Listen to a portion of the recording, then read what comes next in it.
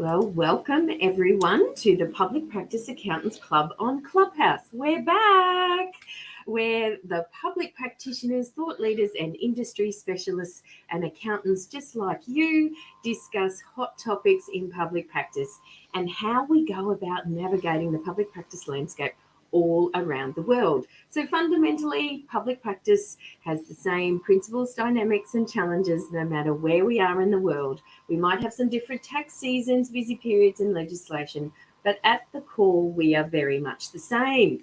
So our room this morning is how can you tell when a leader walks the talk? So I'm going to quickly introduce myself this morning because I don't think I know everybody in the Clubhouse stratosphere today, or anybody that's out there listening to us on LinkedIn or on Facebook. My name is Linda Steffens and I am an accountant and author and an introvert. 3 things that I am very loud and proud about. And I've had just over 30 years experience in the public practice environment. So I've seen a thing or two. And I absolutely love public practice and everything that it stands for. So it's a very important industry to me and I love helping out where I can. And of course, I've got my amazing co-host back with me again. And may I add, congratulations to our newest CPA Queensland Divisional Counsellor, 𝗘𝗳𝗃𝗃𝗃𝗲.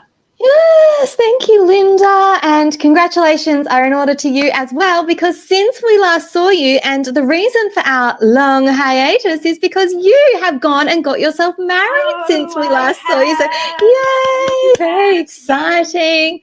But quick intro from myself. I am 𝗘𝗳𝗃𝗃𝗃𝗲. I have been in this industry for 20-something years, but time flies when you're having fun. It's one of my staff members ringing me. So that leads me into, so someone's obviously not coming to work today, let's be honest. Yes, fair enough.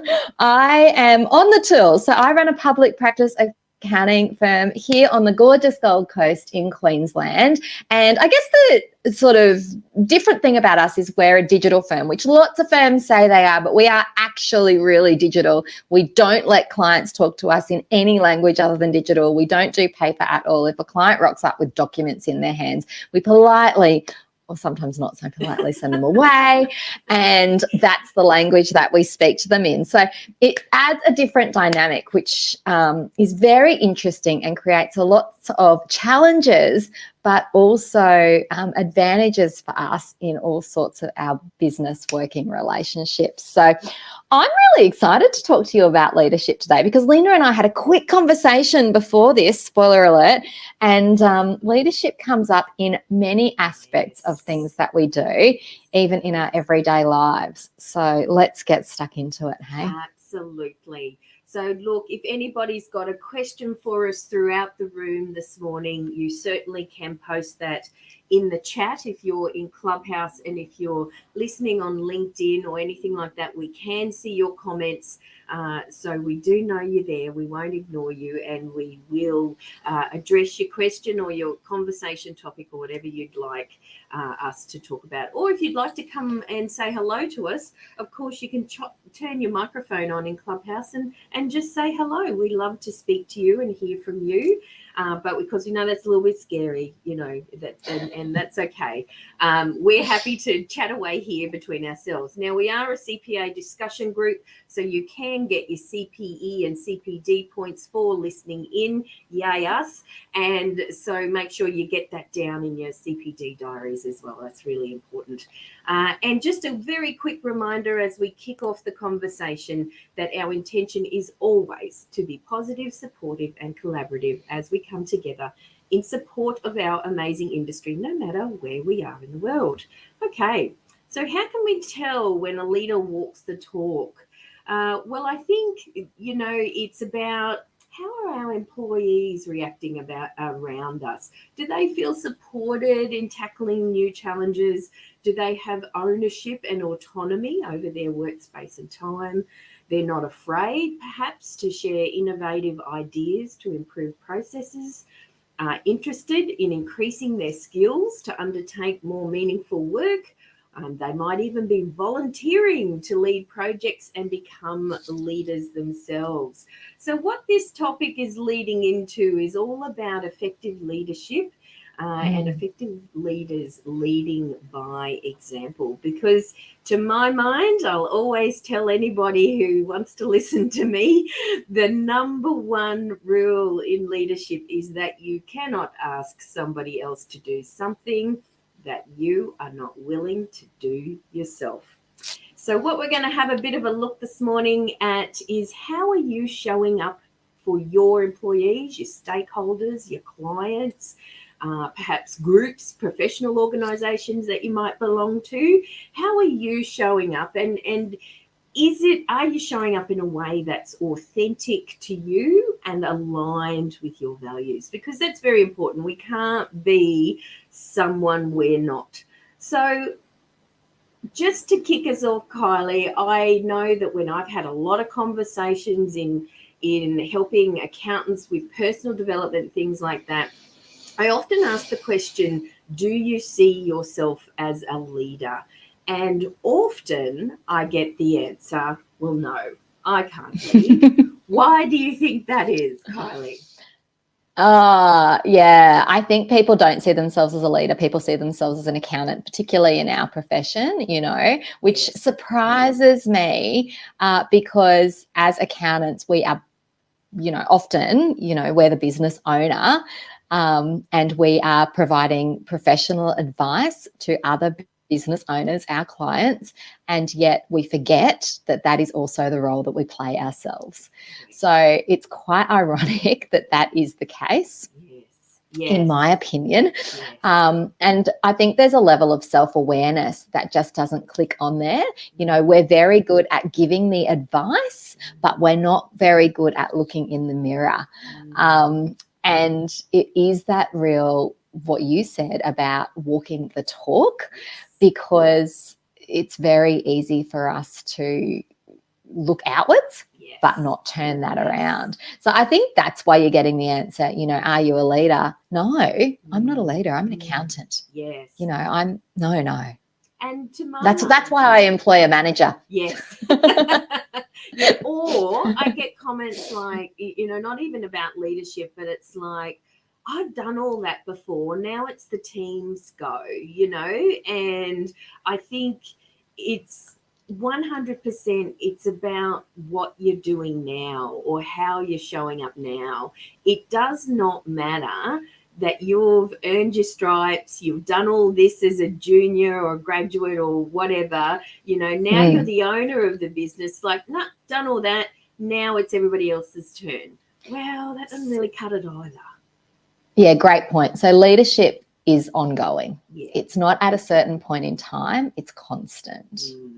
And I think also too that sort of jumps right into our own personal development. I think, again, in accounting, we're very used to a lot of our professional development, and I think sometimes personal development can get pushed to the side a little bit. And also too, for us introverts, I know me in particular, there's a lot of personal development that can be just that little bit icky and a bit confronting for us. But if you really want to start, earning your leadership stripes, I suppose that's you got to look at you first, right? 100%. You have to do the work. We spend a lot of time on our professional development. Our professional bodies require us to complete an extraordinary number of hours that cost us a lot of money and our time doing professional development. But in leadership, there is also that element of personal development that needs to be taken into consideration in order to do this properly. People are generally not born leaders, and we hear that term sort of bandied around. Some people are, certainly, and some of us have certain skill sets that lend themselves towards more natural leadership. But a lot of people don't find that leadership does come naturally to them, and it is a learned skill set, and a lot of it is not instinctual. So, you do have to connect those dots. So if I want to get people to do this? What do I have to do to make that happen? You know, and it is the things that you were talking about, you know, what skills do I need to exhibit, or what traits do I need to show? All of those sorts of things. And you do have to do that work on yourself. You do have to be self-aware. You do have to check yourself over and over again, because leadership is constant. Yes, and I guarantee they'll catch you out, or you'll get behaviour or see behaviour around you that you just, you know, it's not what you're trying to encourage, you know. Linda, I catch myself out. Like I'm definitely a leader. Do you know what I mean? And I continually catch myself out like, not my finest moment. I need to really go back and consider that, you know, because we're human, right? Exactly. But the thing is, it's about the constant self-examination of what are we trying to do? Where are we going? What's happening here? And as long as we're being strategic about it, and we're doing that analysis and review, it's all okay. And like you said, we want to make sure that it's really about that review of the leadership style, to make sure that we're talking about public practice here. So it's to make sure our staff are feeling supported in, you know, their new challenges, or that they've got that ownership and autonomy, if that's the leadership style that you're going with, or that we're seeing that they're coming up with their own ideas and innovation, you know. That they are increasing the skills, that they're not being put in the corner and just churning work away. That's not what we want to see. No, and that's not what our you know, new to accounting, new to public practice, that's not what they're wanting either. You know, ultimately, I think we all come to accounting or public practice because we want to help people. We are service professionals, and, you know, like you said, sitting down the corner, you know, pumping out tax returns is not often seen as really helping. You know, so it's how do you encourage that? So I just want to talk a little bit about the image of leadership, and I know we've talked about the accounting industry itself perhaps having a bit of a image problem, but I'm wondering too if we've got, you know, a good understanding of what authentic leadership for accountants can be. I think we can see a lot of, let's say, would-be leaders out there doing lots of different stuff that, you know, is not what we would do. And we look at that and go, I can't be that person. I'm not a leader. So again, it's around authenticity, understanding who you are, understanding what your leadership style is. So there's certainly some, you know, personal development work that can be done there. But I think it's around this image of leadership, even in accounting, Kylie, you know, because you talked about accountants, I'm an accountant, I'm not a leader. So why can't they go together? Well, they can, 100%. Yes. And leadership can be as small or as large as you want it to be, depending on your goals. Yes. Hit the nail on the head. Great answer. Great answer. So for an undergraduate accountant, that leadership might be, hey, I think there's a better way to do this one thing that you guys have been doing the same way for the last 10 years. Yeah. Can I look into this and see if we can develop a new strategy around it? Absolutely. Sure. Yes. Great. I'm going to find a way. I'm going to train you all. I'm going to write the process. This is going to be it. That's leadership at that level. So what you just said before is that leadership should be aligned with our goals. So we got to work out, okay, well, what are we trying to achieve here? And if we want, let's say we're a manager of a team or an owner of a business, and we want more engagement from our team to do stuff that we'd like, you know, perhaps be innovative, come up with ideas, lead projects, all those things, be interested in their own development. Yeah. If that's our goal, then we've got to actually align with that and actually lead by example in that, don't we? Even though we've got some of the skills they've already got, we've got to perhaps get more. Right. And it could be like, let's say your common goal is let's, you know, increase innovation. Let's get some efficiency happening. Let's change the way we do things. The manager or the business owner could go in and do all that themselves, right? Or they could go out to the team and say, these are our goals. We want to see you guys come up with some ideas. Absolutely. Yes. You know, there's more than one way to skin a cat. Yes. So the leadership can then come from anyone absolutely in that team. Yes. So it's about empowering others as well. Yes. And I suppose, you know, you go to the team and you ask them for ideas, and look, you know, they come up with some really naff ideas. You know, it's like, oh my goodness, we're not doing that. What do you do then? Well, what you don't do is say, oh my goodness, we're not doing that. Because you don't want to straight out the box, but here's the thing. Exactly. So, you know, you want to encourage people, but what, you know, you want to talk them through it and make them realize themselves why it might not be the best idea, you know. Yeah. Okay. So there's, you know, you don't have to just disregard, you know, anything you might think is a bit silly.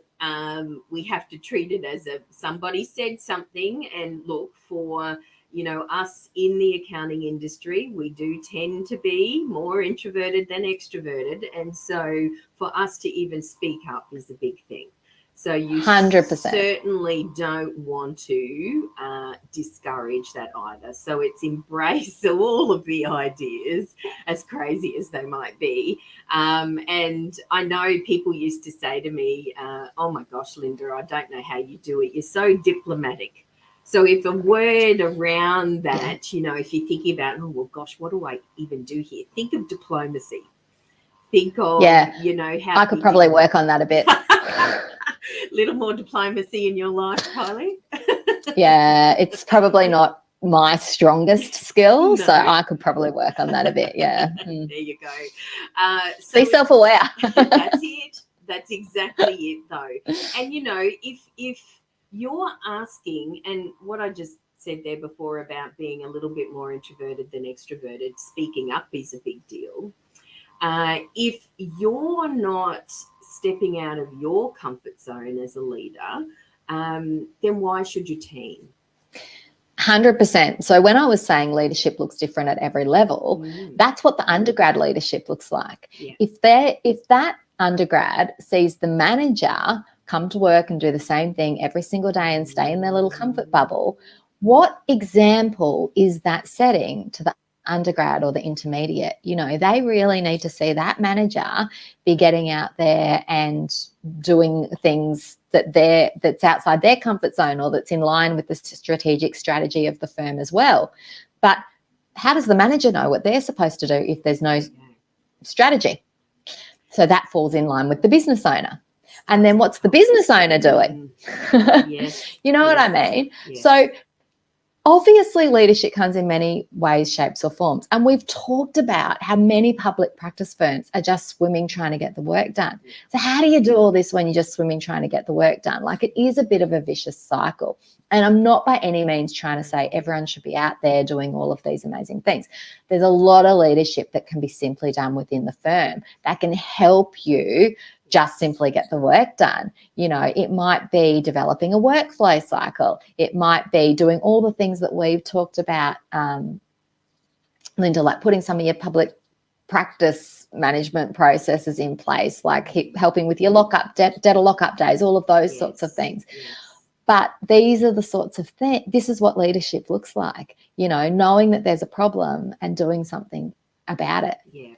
And the fact that you can zero in on what you're trying to achieve, and which allows you to push through perhaps that uncomfortable feelings that you might have about taking on a leadership role, or perhaps, you know, stepping outside of your comfort zone. And I know that a lot of people, a lot of people look at me and go, oh my gosh, and, you know, number one, I don't believe you're an introvert, but absolutely 100% I am. And I do a lot of things that you normally wouldn't see, perhaps, or necessarily align with somebody that says that's what they are. But I see those things, and I know my number one focus is all about helping the accounting industry move into the future and, you know, get to the future. And I know that we've got to change some things to enable to be able to do that. So basically I look at myself and go, oh gosh, that's really scary. I don't know that I want to do it, but oh dang it, I'm not going to get anywhere if I don't give it a go. For me, the trigger for should I step into this or not is, have I complained about this? Yeah. Okay. That's so a good one. And that's my personal. Yeah. Where is this at? So if I ever, and this is how I deal with it in my organization, if I ever have staff that come to me and complain, and I hesitate to use the word complain, I would say that have an issue or a challenge with something. Yeah, a challenge, like, oh, this is annoying me, or the software, or this process, or this person, or da-da-da-da-da. I'm like, how could we solve that? How could we do that better? How can we make sure that never happens again? I don't know. Oh, wonder if you could figure that out. So you're aligning their leadership with responsibility. Yeah. So being responsible for taking on something. And the way I word it is, would you be interested in? And when I say it, I say, would you be interested in finding the solution to blah, blah, blah, blah, blah? And it's the problem that they've just said. Yeah. And sometimes I say, nah, I just wanted you to know. And I'm like, okay, cool. Bye. But sometimes they come back and they come back and they come back. And I'm like, you've come to me with this problem 3 times. It actually doesn't bother me because it doesn't take time. It doesn't do this, it doesn't do that. But clearly it bothers you. Yes. So I'm going to ask you again, would you be interested in? Do you know what I mean? Yes. So, and it's really fascinating how different people respond to challenges like that, because some people really aren't interested. You know, not everyone wants to be innovative. Some people genuinely just want to come to work and do their job. There is nothing wrong with that. We need those people. You know, we really need those people. Yes. So, yeah, but I think as a leader of an organization, particularly in public practice, when we do have a resourcing issue, we need to make sure that we're offering everyone opportunities like this. Yeah. Okay. And so touched on too, like public practice, it's a hard gig, you know. We have everybody in comment. You can't see Kylie's face, but she pulled a bit of a face there when I said that. And so it's a hard road, and it's you know, there's so much work to do. There's so much pressure coming from all different angles, you know, and we haven't even begun to talk about clients yet, but, you know, just legislation and change and, you know, trying to keep our no team members. We can't find team members. So much going on. And, you know, it really is then it's very easy for us to sort of just put our heads down and our tails in the air and just try to plug out all of this work. But I think the thing is, and I'm going to step into innovation here a little bit because we've been talking about that innovation and leadership going hand in hand. If we keep doing the same thing over and over again and expecting a different result, well, that's the definition of insanity, isn't it? So it's one of my favorite quotes. Yeah, me too, because I think we're very much that way. You know, it's I'll just keep working hard and it will be better tomorrow. You know what? It probably won't. So it's about being able to embrace change. So if there's, and I like how you've aligned that with responsibility. So if I have an issue or a challenge around something, I'm going to have to look at maybe trying to change something here.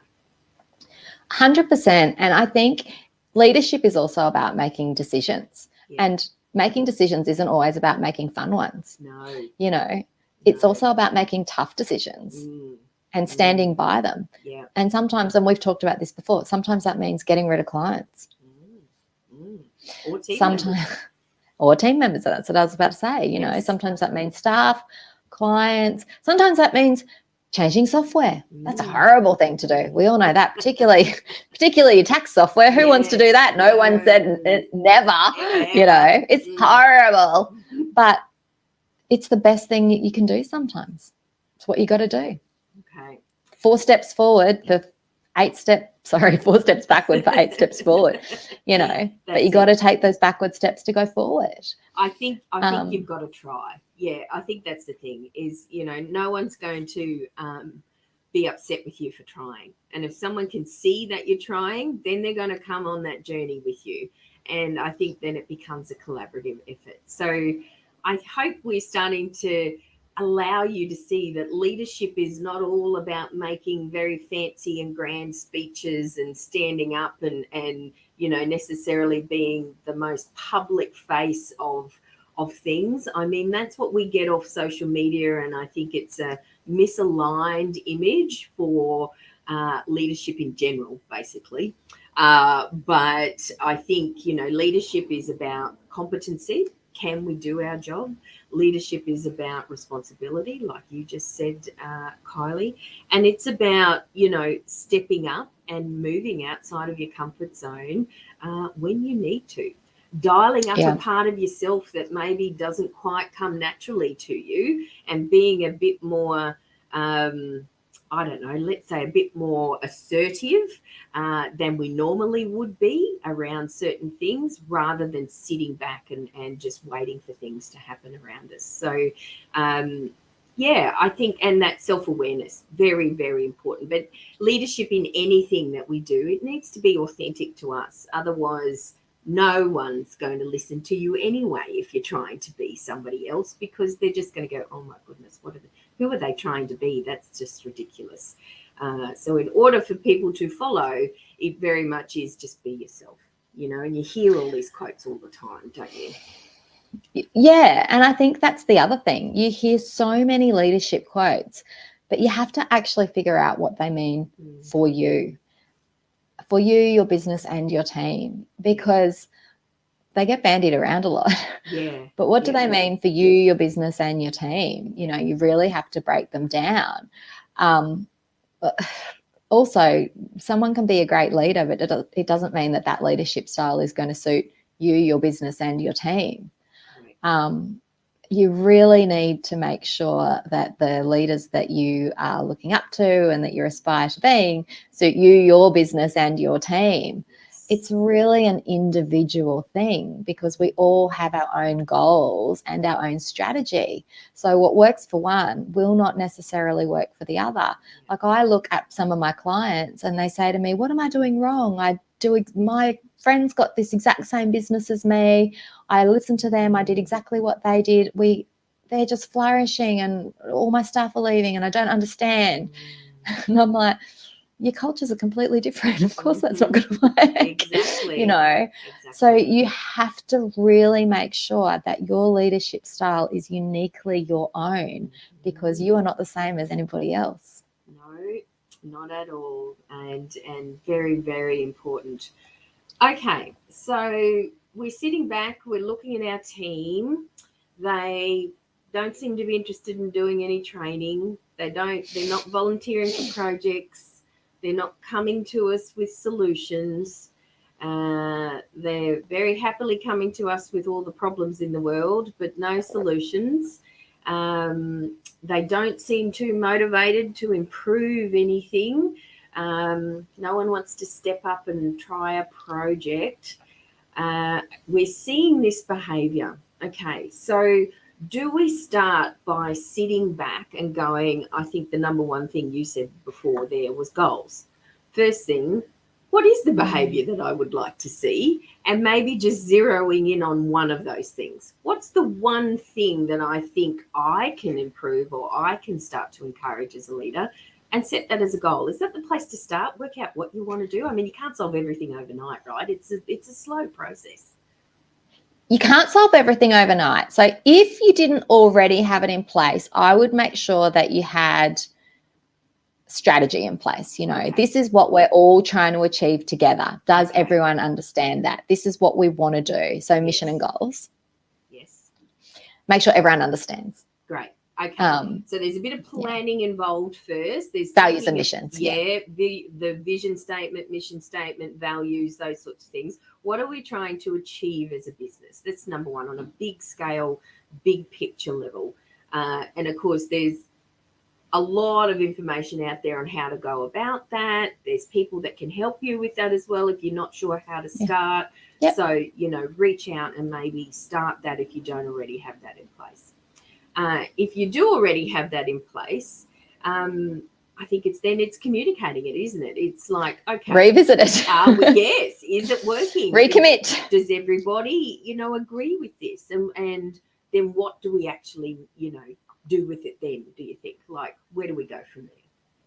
Yeah, so I think if you've already got it in place, you need everyone to recommit to it. Okay. Really remind people about the why of it, not just, hey, this is it, and everyone goes, oh yeah, that's right. You know, no, this is why.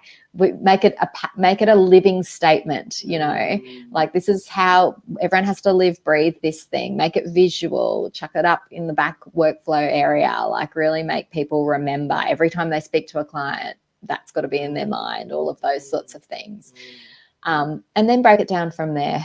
Look, for me, if I had and I would call that a disengaged team. Yes. So what you're saying, Linda, completely disengaged team.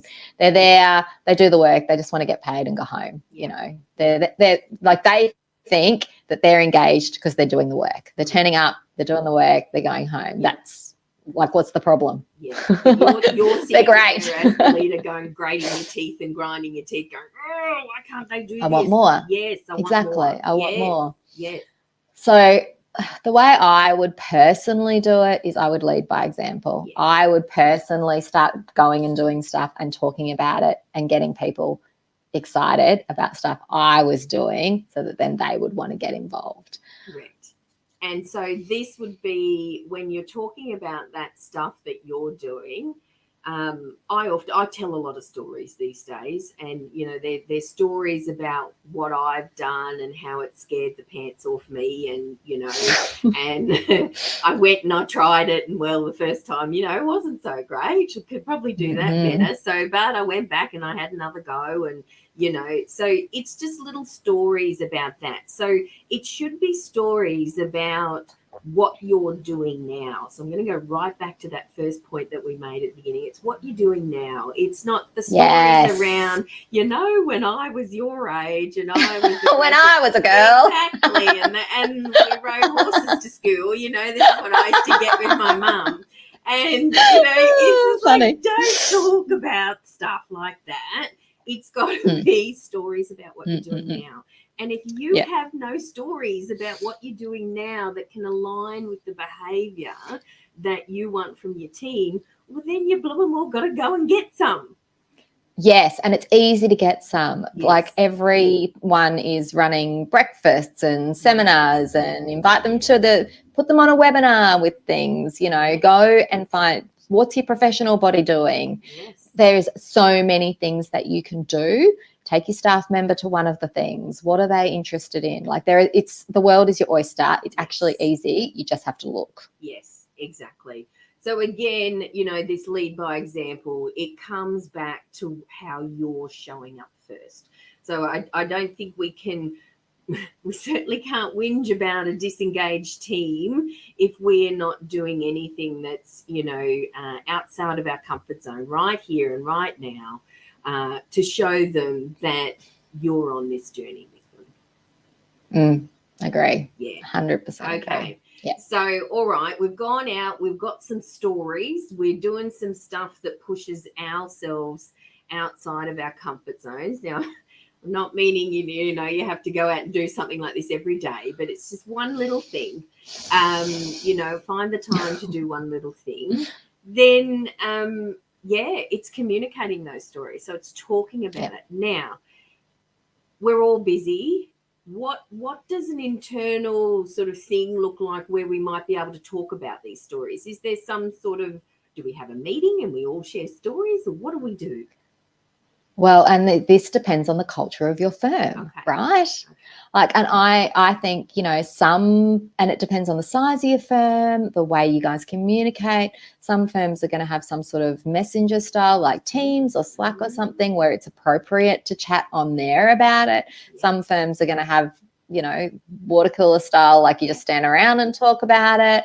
Some firms are going to have a weekly formal meeting where it will be more appropriate to chat about it there. It depends on the style of your firm. But it also, you have, as a leader, you really have to think strategically, who do I want to target this information to? How does the clicks work in this business? So who do I want to tell that's going to tell someone else? How does this work? That's very smart. The informal grapevine, right? Yeah. You know, the ones that you can target, or if you don't, you want to find them out. That if you say something to them and get them on board. So it's being smart and strategic with the people around you to achieve some of these goals as well. Yeah, and you have to be, it is smart, so it's smart and strategic. Sometimes it's not the best person that the information comes from is not me.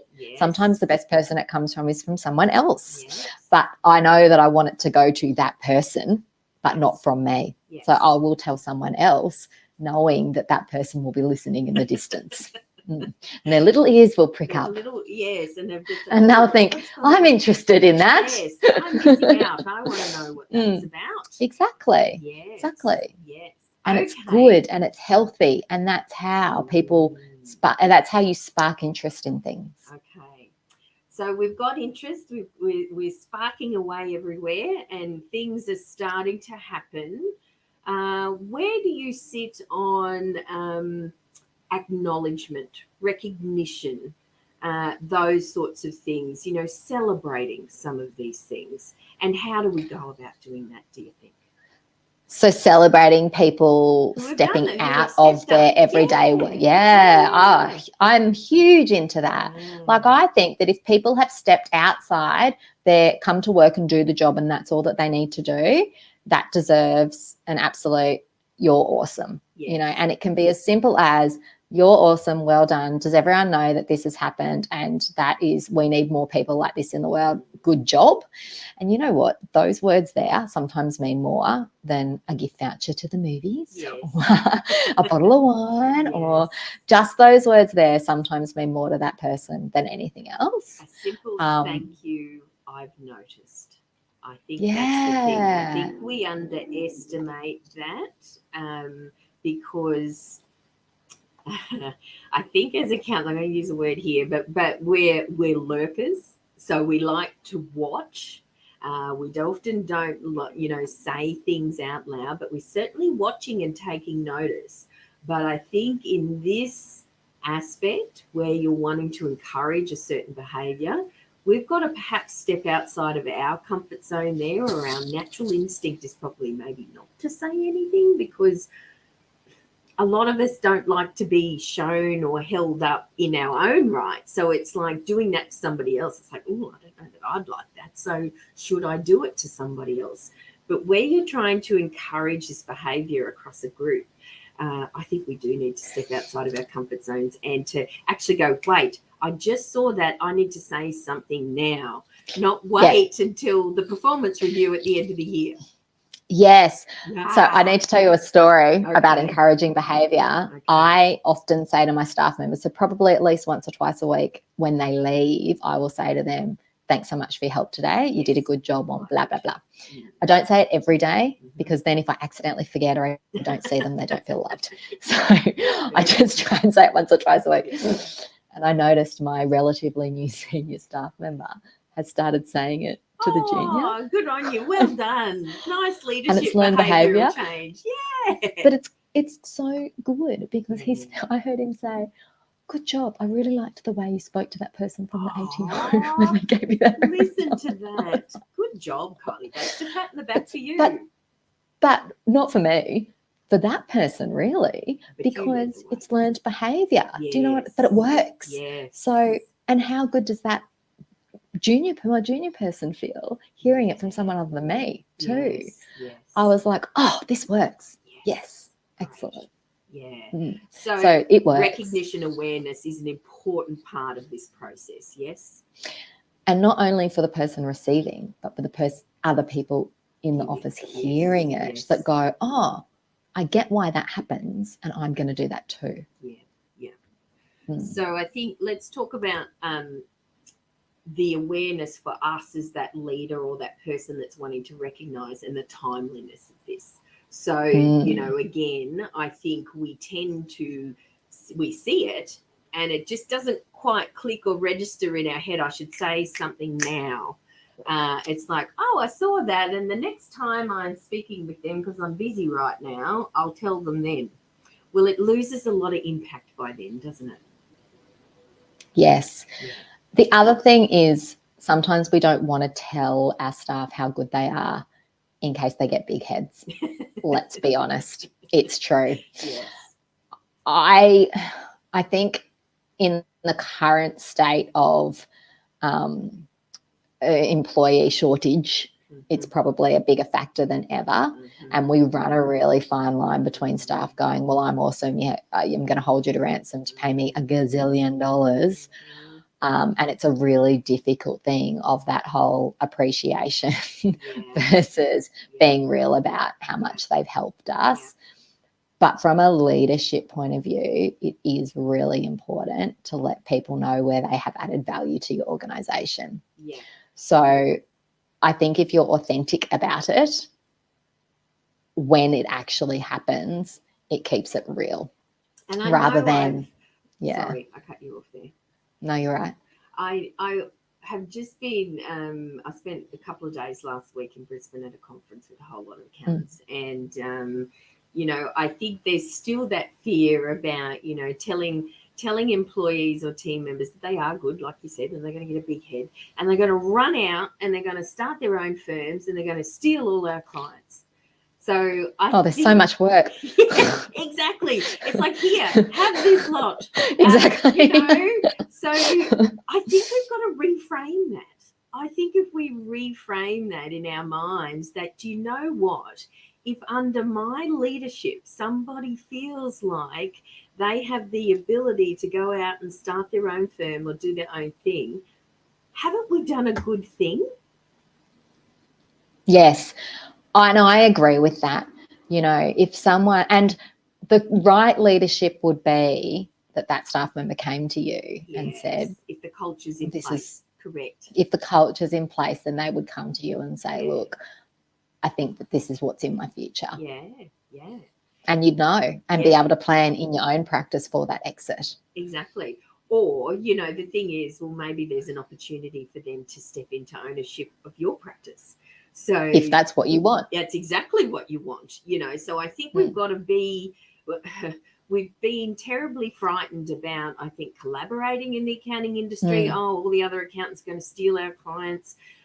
Telling staff members that they're good, they're just going to run away and start their own firms and steal our clients. Well, you know what? Like you've just said, Kylie, there's so much work out there. If we've got that abundance mindset, I think we can stop worrying about clients being stolen because there's so much for us to do, you know? Yeah. And we're just talking about the compliance side of things here. We haven't even got into all these other advisory services or business improvement or, you know, those sorts of things that 100%. 8 out of 10, you know, accounting firms aren't doing on a consistent basis. So, you know, there's just so much more. And I think going down that line is also, if you're sitting there here as a practice owner or a manager and thinking, no, I'm just happy in compliance, we've got so much work to do, then thinking about how you get into these other services, that's stepping outside of your comfort zone. Because I think there's a genuine fear around, can I do this? This is different. Not sure if I want to have a go at this. If we looked deep enough into ourselves around really why we're not doing that. So plenty of work for everybody. Don't worry about clients being stolen. If you're doing the right thing, they can't be stolen anyway.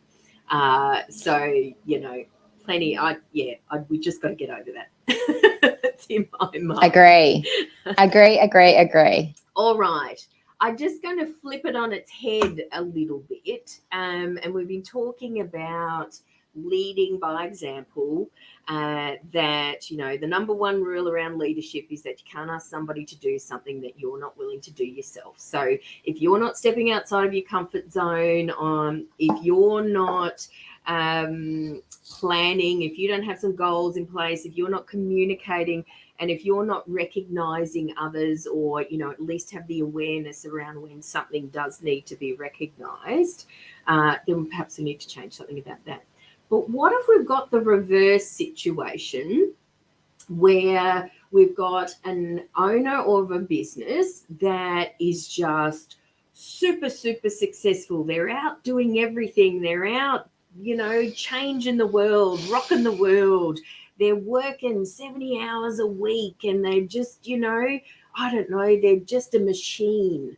And I'll tell you here and now, the team, or even yourself, if you're that person looking up to them, you're probably sitting back and going, I can't be them, number one. Number two, I don't want to be them. So again, that's the flip side of the example that we're setting. What have you got to say about that, Kylie? I can feel you thinking away there. Yeah, look, that one's a hard one. Yeah. Because sometimes, like, I've been that person, right? And sometimes it's not from desire, it's from requirement, you know. I think from a business owner point of view, if you are that person, I would highly doubt that it's from, you know, because you want to be that person. It's from you have to be that person. Yeah. So what I would say from a leadership point of view is you need to hide that from your staff a little bit more. It's hard from a staffing point of view because from a leadership point of view, they feel there's a lot of guilt that comes because they're like, oh, I need to work harder because you're doing so much. Yeah. So if the culture is good, that's how they feel because they feel like they need to support you more. That's not how it should be. No. If the culture is bad, then they don't care and then you resent that. Neither way is good. And so if you don't have enough staff, which you probably don't, which is why you're working so hard, you need just to hide the fact that you're working that much, which means no review points at ridiculous hours. Don't talk about the hours that you're working. You need all of that. Like, unfortunately, as the business owner, if you're having to work those hours because you've got too many clients, it's your choice that you've got that many clients. You have to suck it up a little bit, and so either you've made that decision. You've either got to start looking at, there's looking at how can we work smarter, or what processes or things can we change, or do we need to leave some clients go, whatever those things are. That's in one bucket of things that you can do. The other bucket is the awareness around what you're doing and the example that you might be setting. And certainly not to wear it as this badge of honor, right? You know, and I have... Because it's not. No. And I have seen men and women wear this as a badge of honor, and all it does is create apathy and disengagement. And I know that's not what they're trying to do, but it's just the worst thing that can do. Correct. So take all the practice management issues out of it because that's something to discussion for another day. From a leadership point of view, you cannot win any way you look at it. No. Any way at all. No one wins in that position. No. So again, I think that just steps right back to this personal awareness, doesn't it? So being aware and clued in enough to be able to read your team or your people around what they're seeing. And, you know, again, it's another thing in a leadership perspective. This is going to lead into succession. Who's going to follow you through? Who wants to follow you through? And if you're wearing it as that badge of honor, I tell you what, no one's coming through behind you. So, you know, what do you do then? Tough decisions. Leadership is not about the easy decisions all the time. It's also about the tough decisions. Yeah, 100%. Oh, that question made me very uncomfortable. I'm sorry, but you give such good answers. Ooh, no, but that's not a good answer. Kylie, she was out of her comfort zone there. So look at that. That's not a good answer. That's just the real. That's the hard truth. That's the real deal. That's exactly right. But I think this is the thing, is where we're happy and open enough to be able to talk about that in this scenario is just we know, Kylie, that this is going to help others. and and that they might have experienced it themselves. They might be doing it themselves. So one, you're not alone. We've all seen it before. And I think then there's some good ideas around what you can do about it as well if you want to do something about it. So yeah, there's solutions, but if you're in that right then from a leadership point of view, it's just bad. Yeah, it's tough. Yeah. Okay. So we can agree too that leadership is tough. It does does involve a lot of responsibility. It's not about you anymore. It's about everybody else, and and doing the right things, and you stepping up to the plate and leading by example and all of those things. So I think the first thing, if I had anything to say here about leadership, is one, really take a good look at the example you are setting. That's the place to start. Are you really setting the example of the behavior that you want to see right now? Not stuff you did 5 years ago, not stuff you did a year ago, stuff you're doing right now. So I think if that's, where to start, that's, for me, that's the place to start. What do you think? Love it. I love it. All right. Anything else that we need to be talking about here about leadership, do you think, Kylie? My last tip would be always to remember your professional courtesy to your entire team and your peers as well. I think leadership doesn't stop within the walls of your office. No way. And that's just something to help you with your own self-awareness. Absolutely. Yes. So we have been talking about leadership within your own business, within your own team for the most part here. But if you are being an authentic leader, then no doubt it's going to spill into every situation you find yourself in and around people, whether that's in your personal life, whether that's in other professional situations where you find yourself, where you're mixing with other professionals, and of course in-house with your team and those around you, and clients. There's another one. There's another group of stakeholders, so very important group. Very important group. We can't forget them. We'd be in right trouble if we forgot them. So absolutely. So look at yourself first. What example are you setting? And then it's lead the way. And it only has to start small, just one little thing, one little change. And before you know it, things will be changing all around you, and everybody will be hopefully following your example. Okay.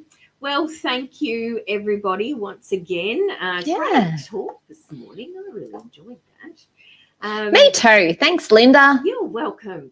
So next week, Wednesday, 16th of November, we are back again, and we're going to talk about, does your firm really, really, really have a client service culture? Now, that's a good one we'll be able to dig into. A little bit like today, I think we'll be able to, nut around and have a look at that, pull that to pieces. That'll be good fun.